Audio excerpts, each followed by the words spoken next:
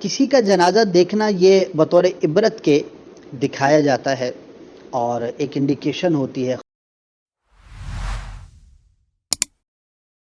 خواب ایک بڑا ہی زبردست ایک میٹر ہے. اس کے ذریعے جہاں پر بشارتیں دی جاتی ہیں وہیں پر تنبیہ بھی کی جاتی ہے، اور یہ بندے کو ایک انڈیکیشن ہوتا ہے کہ وہ آخرت کی تیاری کرے.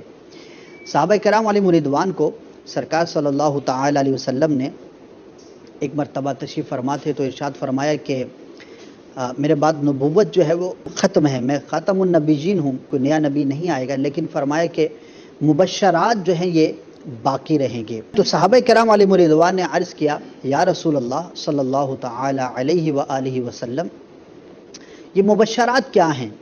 تو آپ نے ارشاد فرمایا کہ یہ وہ اچھے خواب ہیں جو اللہ پاک اپنی رحمت سے اپنے بندوں کو دکھاتا ہے. تو اچھے خوابوں کو مبشرات میں شمار کیا گیا اور ان کے ذریعے ہمیں خوشخبریاں بھی سنائی جاتی ہیں. لیکن اسی طرح سے بعض اوقات تنبیہ بھی کی جاتی ہے. کبھی جنازہ دکھایا جاتا ہے، کبھی قبرستان دکھایا جاتا ہے، کبھی کسی کی موت دکھائی جاتی ہے، کبھی اپنی موت بندہ دیکھتا ہے.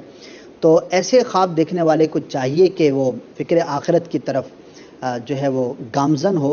البتہ اگر کسی ایسے شخص کا جنازہ دیکھا جس کو یہ جانتا ہے تو اس کو بیان نہیں کرنا چاہیے.